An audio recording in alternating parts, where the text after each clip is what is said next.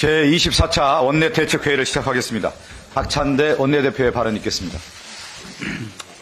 윤석열 체포영장 집행 과정에서 불미스러운 일이 생긴다면 모든 책임은 최상목 권한대행이 져야 합니다. 오늘로 12.3 내란 사태 발발 43일째입니다. 내란 속에 윤석열 체포가 늦어지면서 민생 경제가 위기로 치닫고 헌정 질서와 민주주의가 무너지고 있습니다. 심지어 윤석열은 경호처 간부와 오찬 자리에서 자신의 체포를 막기 위해 총이 안 되면 칼이라도 쓰라고 지시했다고 합니다. 무슨 남미 마약갱 두목입니까? 법 집행을 막기 위해 총칼 쓰라고 지시한다는 게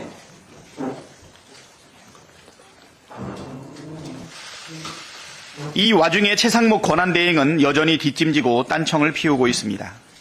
어제 최상목 권한대행은 관계 기관 간의 폭력적 수단과 방법을 사용하는 일만큼은 절대 없어야 한다면서 소속 직원들의 안전과 기관 간 충돌 방지를 위해 상호 간 충분히 협의해 질서 있는 법 집행과 실무 공무원들의 안전을 확보해달라고 지시했다고 합니다.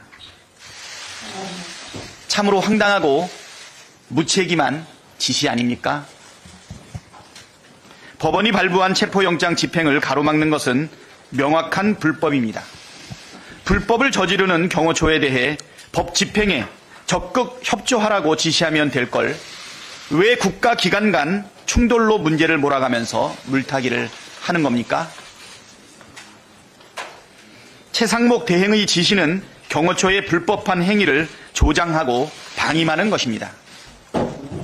헌법과 법률을 수호해야 할 의무가 있고 경호처를 관할할 권한이 있는 만큼 경호처의 불법 행위에 대한 책임이 누구보다 큽니다. 김성훈 경호차장, 이광우 경호본부장 등 불법 행위를 압박하고 조장하고 있는 간부들을 당장 직위 해제하면 그렇게 우려하는 유혈 충돌을 막을 수 있는 것 아닙니까? 만일 체포영장 집행 과정에서 불미스러운 일이 벌어진다면 불법을 조장하고 방임한 최상목 대행이 모든 책임을 져야 할 것입니다. 경호처 경호관들은 상관에 위법한 지시를 따르지 않을 권리가 있습니다. 적법한 체포영장 집행을 막으라는 지시는 불법이고 부당한 지시입니다. 위법한 지시를 거부하는 것은 징계 대상이 아닙니다. 징계를 한다 해도 법률이 정한 소청 심사 등 불복 절차가 있어 구제받을 수 있습니다. 그러나 적법한 체포영장 집행을 방해하는 행위는 특수 공무집행 방해 등 현행범으로 엄중하게 처벌을 받게 됩니다. 부당한 지시를 내린 상관이 경호관 여러분들을 지켜줄 수 없습니다. 상관의 부당한 지시를 따르다 애꿎은 범죄자가 되지 말고 체포영장 집행에 적극 협조하는 것이 유일한 살 길임을 명심해야 합니다. 국민의힘이 자체 내란 특검 법안을 낼지 말지 결정을 못했다고 합니다.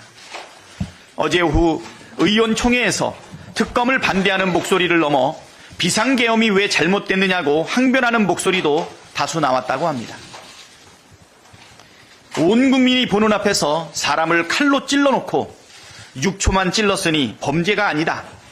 수사도 처벌도 받으면 안 된다고 우기는 겁니까?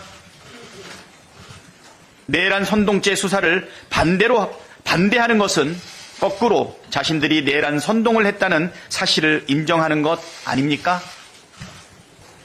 국민의힘은 원내 7개 중 6개 정당이 모두 찬성한 내란 특검에 반대하지 말고 순순히 협조하기를 바랍니다. 12.3 내란 사태 진상 규명을 위한 국정조사가 오늘부터 본격 시작됩니다.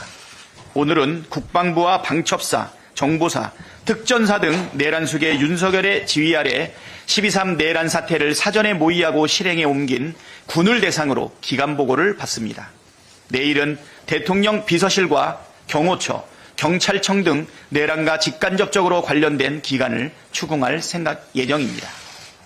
민주당은 내란 속의 윤석열과 그 하수인들이 12.3 비상계엄과 내란 사태를 어떻게 획책하고 실행에 옮겼는지 어떤 자들이 어떤 범죄를 저질렀는지 낱낱이 파헤쳐 국민께 꼭 보고하겠습니다. 다음은 진성준 정책위의장의 발언입니다.